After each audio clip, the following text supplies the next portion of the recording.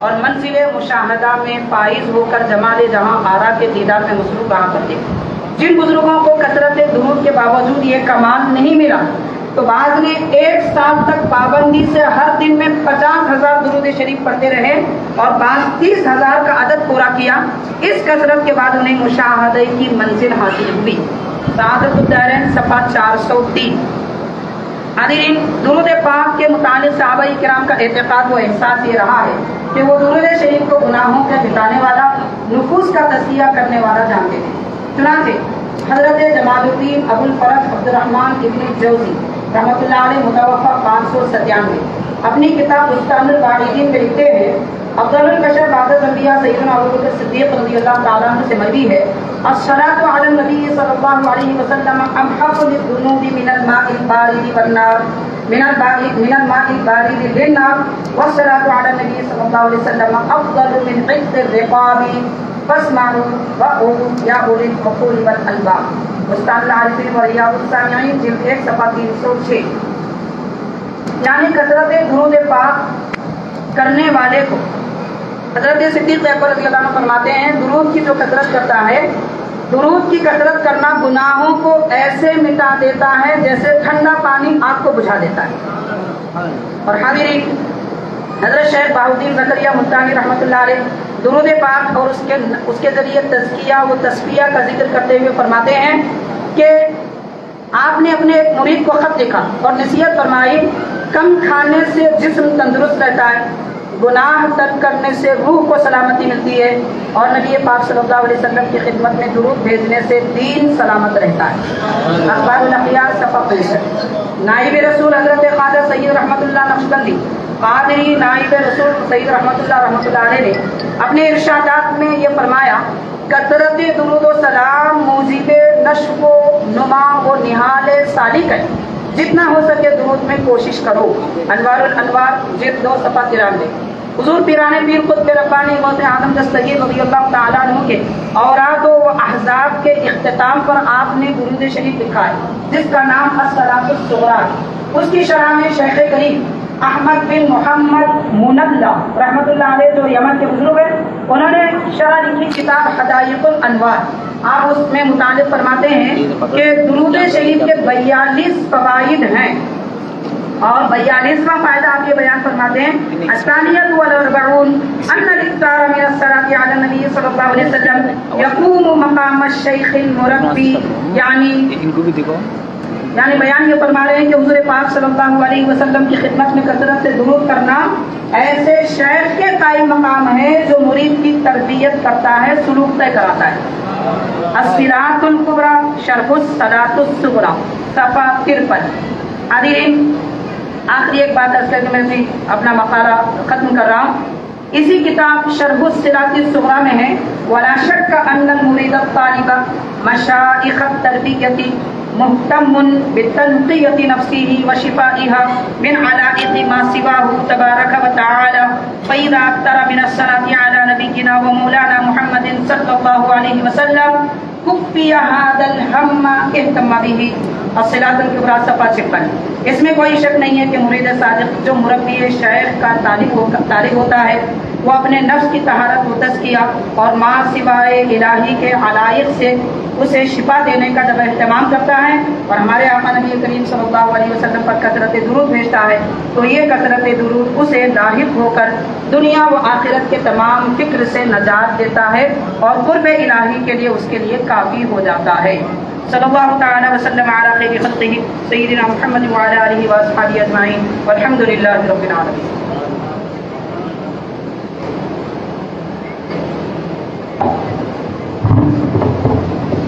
معزز سامان حضرات، آئیے اب میں مفتی گلبرگہ دارالعلوم دینیہ بارگاہ بندہ نوازیہ کے صدر مفتی علامہ مولانا مفتی حافظ سید عبدالرؤوف صاحب اشرفی سے گزارش کرتا ہوں کہ اپنے مقالے کو پیش فرمائیں. موصوف کے مقالے کا عنوان ہے درود و سلام کے مختلف صیغے اور ان کی ادبی و فنی محاسن تاریخ اسلامی کے حوالے سے.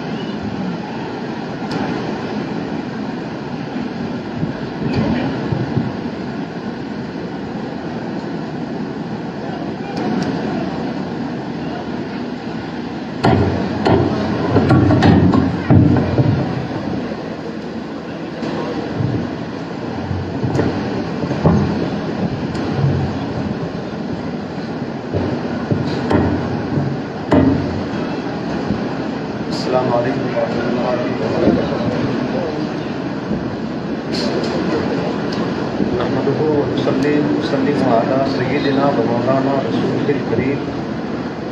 أما بعد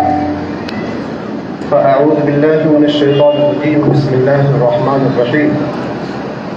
إن الله وملائكته يصلون على النبي يا أيها الذين آمنوا صلوا عليه وسلموا تسليما اللهم رب صل وسلم وزد وبارك على سيدنا وسندنا وشفيعنا وحبيبنا ومولانا محمد وعلى جميع إخوانه من الأنبياء والمرسلين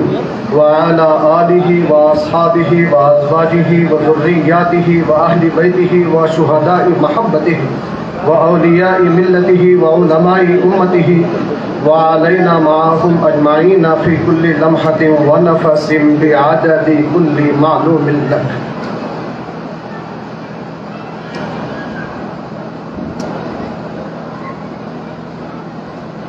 صدر اجلاس فضیلت مآب حضرت سید شاہ حافظ علی الحسینی صاحب قبلہ جانشین سجادہ نشین بارگاہ حضرت بندہ نواز علیہ رحمت اللہ حفظہ اللہ وہ فضیلت مآب حضرت شیخ شاہ محمد افضل الدین جنیدی صاحب قبلہ جانشین سجادہ نشین بارگاہ حضرت شیخ دکن علیہ رحمت اللہ حفظہ اللہ و دیگر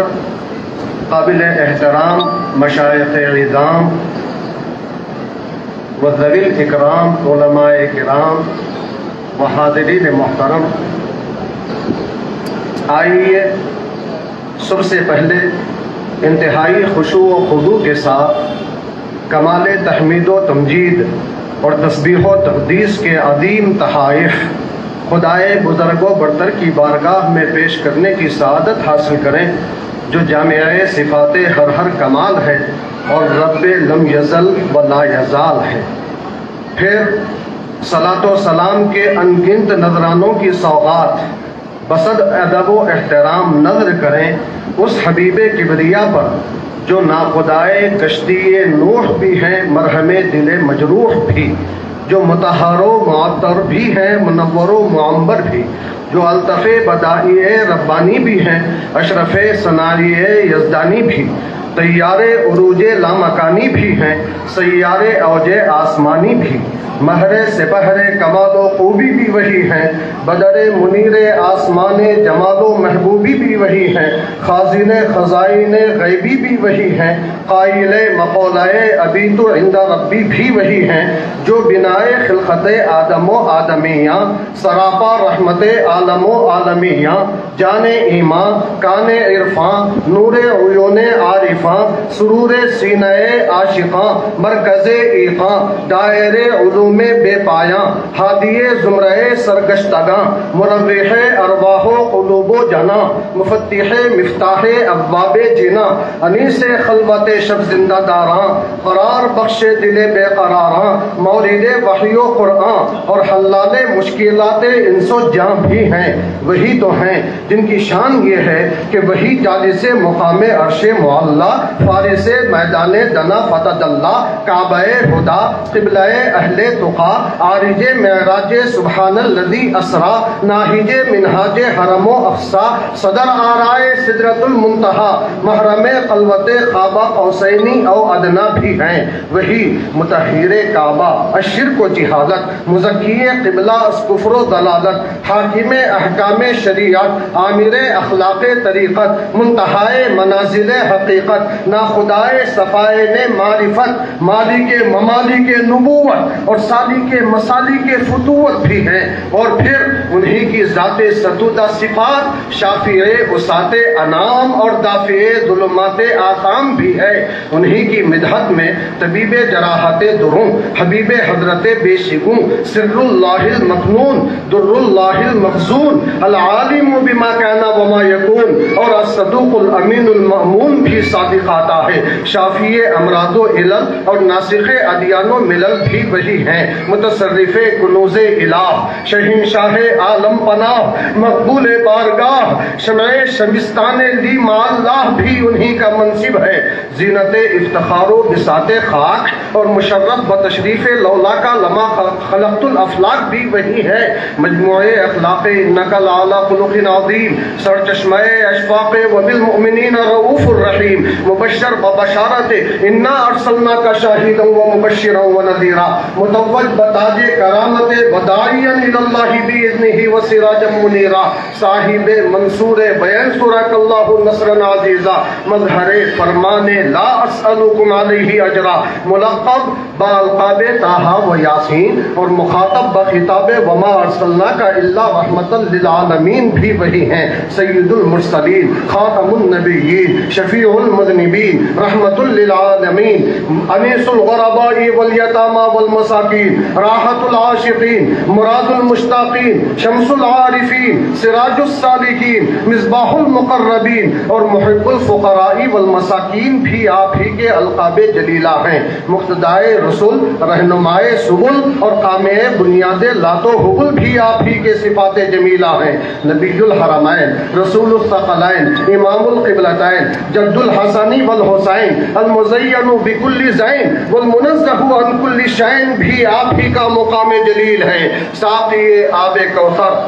مالک بحر و بر معجز نمائے اقتربت الساعۃ وانشق القمر گوہر دریائے انا اعطیناک الکوثر بھی آپ ہی کا درہ امتیاز ہے. امتی امتی فرمائے روز امید و بیم سراپا رحمت رب کریم محبوب عزیز و جمیل و عظیم اور وبالمؤمنین رؤوف الرحیم بھی آپ ہی کا وصف خاص ہے. آپ ہی ابر الابرار سر الاسرار خیر الاخیار اور حبیب کردگار ہیں. سید عالم نبی مکرم فخر آدم و بنی آدم خلیفۃ اللہ العظم نائب خدائے اکرم اور مالک رقاب امم بھی آپ ہی کے مناصب فاخرہ ہیں. حقیقت الحقائق بھی آپ ہیں اور الفائق علی جمیع الخلائق بھی آپ ہی کی شان ہے. راز سربستہ رحمان عین عیون انسان اذکل اذکیاء اسفل اسفیاء خاتم الانبیاء اور شافع روز جزا بھی آپ ہی کا خاصہ ہے. آئیے حمد و صلاۃ و سلام کے بعد واضح رہے کہ ایک ہوتا ہے محب یعنی محبت کرنے والا اور ایک ہوتا ہے محبوب یعنی جس سے محبت کی جائے. محب ہونا آسان ہے کہ کوئی بھی کسی میں کوئی کمال دیکھے یا کسی کی کوئی ادا پسند آ جائے تو وہ اس کا محب یعنی محبت کرنے والا بن سکتا ہے. محب بننے کے لیے محبت کرنے والے میں کسی کمال کا ہونا ضروری نہیں ہے لیکن محبوب بننا آسان نہیں ہے. ہر کوئی محبوب نہیں بن سکتا. محبوب بننے کے لیے پہلے اپنے میں کمال پیدا کرنا ضروری ہے اور کمال اسی وقت حاصل ہوتا ہے جب رب ذوالجلال والکمال اپنے صفت کمال کے پرتو کا کچھ حصہ کسی پر ڈال دیتا ہے. رب کریم نے اپنی صفت علم کے کچھ چھینٹے کسی پر ڈالے تو وہ کمال علم کی خوبی سے متصف ہو گیا. کسی پر اپنی صفت جمال کا پرتو ڈالا تو وہ حسن و جمال میں کامل ہو گیا. کسی پر اپنی رزاقیت کی صفت کی تجلی فرمائی تو وہ جود و سخا میں ضرب المثل بن گیا. غرض یہ کہ جس پر جس صفت کمال کا پرتو پڑا وہ اس صفت میں کمال پا گیا. اس اعتبار سے جب ہم کائنات کے عرض بسیط کا مشاہدہ کرتے ہیں تو معلوم ہوتا ہے اور یقینی طور پر پتہ چل جاتا ہے کہ ایک ایسی عظیم ہستی بھی رب تبارک و تعالیٰ نے پیدا فرمائی ہے جنہیں اپنی جملہ صفات کا کامل مظہر بنا دیا اور خلقت میں ہر عیب سے پاک بنا دیا. یہاں تک کہ حضرت حسان ابن ثابت رضی اللہ تعالیٰ عنہ برملا کہہ پڑے خلقت مبرئا من کل عیب کأنک قد خلقت کما تشاء یعنی اے حبیب صلی اللہ علیہ وآلہ وسلم آپ کو ہر عیب سے پاک پیدا کیا گیا گویا کہ آپ کو آپ کی مرضی کے مطابق پیدا کیا گیا۔ اللہ رب العزت نے رسول اکرم صلی اللہ علیہ وآلہ وسلم کو صرف اپنی صفات کا ہی نہیں بلکہ اپنی ذات کا بھی کامل و مکمل مظہر بنا دیا۔ رسول اکرم صلی اللہ علیہ وآلہ وسلم جب ہر اعتبار سے کامل و مکمل ہیں تو اللہ رب العزت نے ہر کسی کو ان سے محبت کرنے کا حکم دیا، بلکہ اللہ نے خود آپ کو اپنا محبوب بنا دیا۔ چنانچہ رسول اللہ صلی اللہ علیہ وآلہ وسلم نے ارشاد فرمایا الا وانا حبیب اللہ، اور قاعدہ ہے کہ من احب شیئا اکثر من ذکرہ، یعنی جو کسی چیز سے محبت کرتا ہے تو کثرت سے اس کا ذکر کرتا ہے کہ مصداق اللہ تبارک و تعالی اپنے حبیب صلی اللہ علیہ وآلہ وسلم کا ذکر کرتا رہا، کر رہا ہے اور کرتا رہے گا۔ ان اللہ وملائکتہ یصلون علی النبی میں یصلون کا کلمہ آیا ہے، علماء جانتے ہیں یہ دوام اور استمرار کا متقاضی ہے کہ اللہ ہر آن اور ہر لمحہ نبی صلی اللہ علیہ وسلم پر رحمت نازل کر رہا ہے، اور اس کے جملہ فرشتے بھی ہر گھڑی آپ صلی اللہ علیہ وسلم پر نذرانہ صلاۃ پیش کرتے اور فرشتوں کی اور آپ کے لیے دعا کرتے رہتے ہیں۔ صلاۃ کی نسبت جب اللہ کی طرف ہو تو اس سے نزول رحمت مراد ہوتی ہے، اور جب فرشتوں کی طرف ہو تو دعائے رحمت، اور جب بندوں کی طرف ہو تو طلب رحمت ہوتی ہے۔ جب اللہ تعالیٰ نے یہ واضح فرما دیا کہ وہ اور اس کے تمام فرشتے نبی اکرم صلی اللہ علیہ وآلہ وسلم پر دواماً درود پڑھتے ہیں، تو اب تمام ایمان والوں کو اپنے محبت کے اس عمل میں شریک کرتے ہوئے حکم فرمایا یا ایھا الذین آمنوا صلوا علیہ وسلموا تسلیما، اللہم صل علی سیدنا محمد وعلی آل سیدنا محمد، یعنی اے ایمان والو تم بھی ان کی ذات بابرکت پر درود پڑھتے رہا کرو اور خوب سلام کے نذرانے پیش کر کے ان کا دائماً ذکر جمیل کرتے رہو۔ معلوم ہوا درود پڑھنا ایک ایسا مبارک و مسعود عمل ہے جس میں ایمان والوں کے ساتھ رب تبارک و تعالیٰ اور اس کے تمام فرشتے بھی ہر آن شامل ہیں۔ اس کا ذکر سیدی و مرشدی رئیس المحققین علامہ سید محمد مدنی اشرفی جیلانی مدد اللہ النورانی نے اپنی ایک نعت شریف کے ایک شعر میں بڑے احسن پیرائے میں اس طرح فرمایا ہے، فرماتے ہیں ہم کو شریک اپنا کیا لا شریک نے،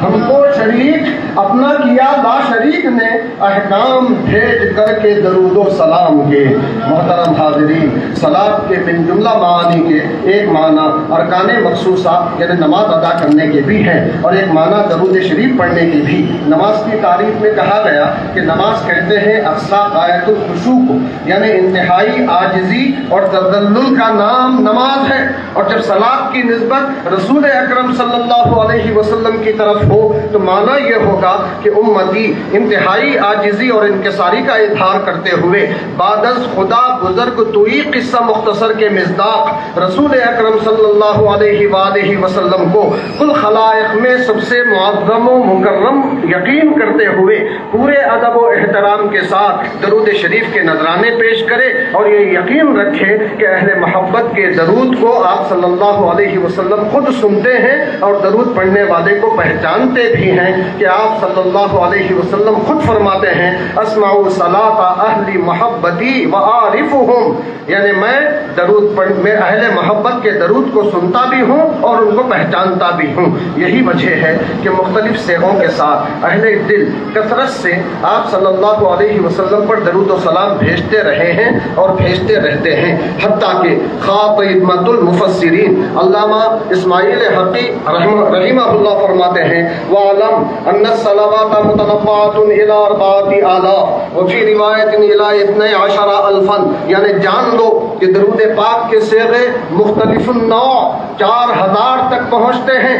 بلکہ ایک اور روایت کے مطابق 12,000 تک پہنچتے ہیں، جن میں سب سے افضل و اکمل اور فنی اور ادبی اعتبار سے کامل و مکمل درود پاک کے وہ کلمات ہیں جنہیں خود افصح اللسان بلیغ البیان سید الانس والجان صلی اللہ علیہ وآلہ وصحبہ وسلم نے تعلیم فرمائے ہیں۔ احادیث کثیرہ میں سے نمونتاً چند یہاں درج کیے جاتے ہیں تاکہ درودوں کے صیغوں کے ادبی اور فنی محاسن محاسن ظاہر ہو اور اہل دل کے دلوں کی تسکین کا سامان پیدا ہو۔ چنانچہ حضرت کعب ابن عجورہ رضی اللہ تعالیٰ عنہ راوی ہیں کہ جب صحابہ کرام رضوان اللہ علیہم اجمعین نے رسول اللہ صلی اللہ علیہ وآلہ وسلم سے کلمات درود کے بارے میں سوال فرمایا تو آپ صلی اللہ علیہ وآلہ وسلم نے ارشاد فرمایا قولوا اللہم صلی علی محمد وعلی آل محمد کما صلیت علی ابراہیم انک حمید مجید وبارک علی محمد وعلی آل محمد کما بارکت علی ابراہیم انک حمید مجید، یعنی تم کہو اے اللہ سیدنا محمد صلی اللہ علیہ وآلہ وسلم اور ان کی آل پر درود نازل فرما جیسا کہ تو نے حضرت ابراہیم پر درود نازل فرمایا، اور محمد صلی اللہ علیہ وسلم اور ان کی آل پر برکت نازل فرما جیسا کہ تو نے حضرت ابراہیم علیہ السلام پر برکت نازل فرمائی، بے شک تو بہت تعریف کیا ہوا اور بزرگی والا ہے۔ یہ صحیح مسلم کی حدیث ہے، اور صحیح بخاری میں اسی روایت میں حضرت ابراہیم علیہ السلام کے ساتھ ان کی آل پر بھی درود اور برکت کی دعا کرنے کا ذکر ہے۔ رسول اکرم صلی اللہ علیہ وسلم پر بہترین انداز میں درود پڑھنے کی تعلیم دیتے ہوئے سیدنا عبداللہ ابن مسعود رضی اللہ تعالیٰ عنہ نے صحابہ کرام رضوان اللہ علیہم اجمعین سے فرمایا کہ یوں کہو اللہم اجعل صلاتک ورحمتک وبرکاتک علی سید المرسلین وامام المتقین وخاتم النبیین محمد عبدک ورسولک امام الخیر وقائد الخیر ورسول الرحمہ اللہم ابعثہ مقاما محمودا یربطہ بہ الاولون والآخرون اللہم صلی علی محمد وعلی آل محمد کما صلیت علی ابراہیم وعلی آل ابراہیم انک حمید مجید اللہم بارک علی محمد وعلی آل محمد کما بارکت علی ابراہیم وعلی آل ابراہیم انک حمید مجید، یعنی اے اللہ تو اپنا درود، اپنی رحمت اور اپنی برکتیں رسولوں کے سردار، متقیوں کے امام اور خاتم الانبیاء محمد صلی اللہ علیہ وآلہ وسلم کے لیے خاص فرما جو تیرے بندے اور رسول ہیں، جو بھلائی اور خیر کے امام و قائد ہیں اور رسول رحمت ہیں۔ اے اللہ انہیں اس مقام مقام محمود پر مبعوث فرما جس پر اولین و آخرین رشک کرتے ہیں۔ اے اللہ محمد صلی اللہ علیہ وآلہ وسلم اور ان کی آل پر درود نازل فرما جس طرح تو نے حضرت ابراہیم علیہ السلام اور ان کی آل پر درود نازل فرمایا، بے شک تو تعریف کیا ہوا اور بزرگی والا ہے۔ اے اللہ تو محمد صلی اللہ علیہ وآلہ وسلم اور ان کی آل پر برکت نازل فرما جس طرح تو نے حضرت ابراہیم علیہ السلام اور ان کی آل پر برکت نازل فرمایا، بے شک تو تعریف کیا ہوا اور بزرگی والا ہے۔ اور اسی طرح حضرت عقبہ ابن عمر رضی اللہ عنہ فرماتے ہیں رسول اکرم صلی اللہ علیہ وآلہ وسلم نے درود پاک کی ان الفاظ میں بھی تعلیم فرمائی۔ سرکار نے فرمایا اللہم صلی علی محمد النبی الامی وعلی آل محمد، یعنی اے اللہ سب سے بڑی امت والے نبی محمد صلی اللہ علیہ وآلہ وسلم اور ان کی آل پر درود نازل فرما۔ امام ابن جوزی نے اپنی کتاب صفت الصفوہ میں حضرت ابو بیان اصبہانی کا ایک دلچسپ خواب بیان کیا ہے۔ وہ کہتے ہیں خواب میں نبی اکرم صلی اللہ علیہ وسلم کے دیدار سے میں مشرف ہوا تو آپ صلی اللہ علیہ وسلم سے عرض کیا یا رسول اللہ صلی اللہ علیہ وسلم کیا آپ نے محمد بن ادریس شافعی کو بھی کسی خصوصی انعام سے نوازا ہے؟ تو آپ صلی اللہ علیہ وسلم نے فرمایا ہاں، میں نے اللہ تبارک و تعالیٰ سے عرض کیا ہے کہ شافعی کا حساب کتاب نہ لے۔ حضرت ابو بیان کہتے ہیں میں نے عرض کیا یا رسول اللہ صلی اللہ علیہ وسلم وہ کس وجہ سے؟ تو آپ صلی اللہ علیہ وسلم نے ارشاد فرمایا کیونکہ شافعی مجھ پر ایک ایسا درود بھیجتے ہیں جیسا کسی اور نے نہیں بھیجا۔ میں نے عرض کیا یا رسول اللہ صلی اللہ علیہ وسلم وہ درود کیا ہے؟ تو آپ صلی اللہ علیہ وآلہ وسلم نے ارشاد فرمایا وہ مجھ پر ان کلمات کے ساتھ درود بھیجتا ہے صلی اللہ علی نبینا محمد کلما ذکر الذاکرون وغفل عن ذکرہ الغافلون وصلی علیہ فی الاولین والآخرین افضل واکثر وازکا ما صلی علی احد من خلقہ، یعنی اے اللہ تعالی ہمارے نبی حضرت محمد صلی اللہ علیہ وآلہ وسلم پر درود نازل فرمائے۔ اللہ درود نازل فرمائے جب جب ذکر کرنے والے اس کا ذکر کریں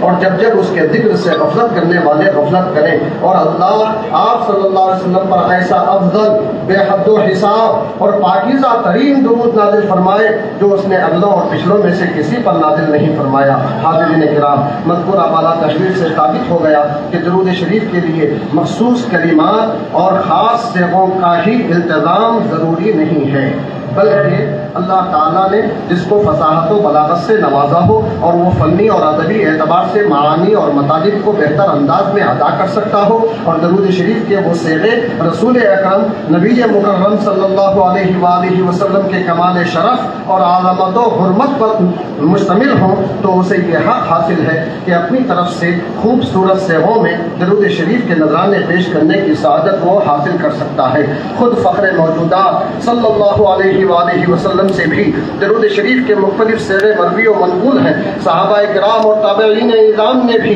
اپنے طور پر مختلف صیغوں کے ساتھ درود سلام پڑھتے رہنے کا حکم بھی وہ دیتے رہے۔ اسی سنت متبادرہ کو آگے بڑھاتے ہوئے ائمہ سلاسل شریعت و طریقت نے بھی مختلف صیغوں کے درودوں کی کتابیں تصنیف فرمائی ہیں، اور اہل سلاسل میں ان کا پڑھنا آج بھی مروج و معمول ہے۔ بہت ساری کتابیں ہیں جن کے نام اور جن کے تفصیلات یہاں نقل کی گئی ہیں، مگر وقت کا خیال کرتے ہوئے میں اسے صرف نظر کرتا ہوا صرف ایک کتاب کی طرف آپ کے ذہن کو متوجہ کرتا ہوا آگے بڑھوں۔ حضرت شیخ احمد الطیب ابن البشیر اپنی ایک کتاب سر الاسرار فی ذکر الصلاۃ علی النبی المختار صلی اللہ علیہ وسلم کے نام سے وہ تصنیف فرمائے ہیں۔ آپ فرماتے ہیں کہ میں نے اس کتاب کی تصنیف ملائے اعلیٰ کی تکوین کے مطابق کی ہے۔ ایک رات میں مسجد حرام میں تھا، میرے پاس ایک شخص آ کر کہنے لگا اللہ راضٍ عنک، یعنی اللہ تعالیٰ تم سے راضی ہے۔ میں نے اس کا نام پوچھا تو کہا میرا نام سید محمد مبارک ہے۔ اسی دوران مجھے اللہ تعالیٰ کی طرف سے الہام ہوا کہ آنے والا یہ شخص فرشتوں میں سے ایک فرشتہ ہے۔ پھر اس آنے والے نے مجھ سے کہا من قرأ هذه الصلاة مرة واحدة فكأنما طاف بالكعبة 7 مرات، یعنی جو کوئی اس درود کی کتاب کو ایک مرتبہ پڑھے گا گویا اس نے 7 مرتبہ کعبے کا طواف کیا۔ یہ کتاب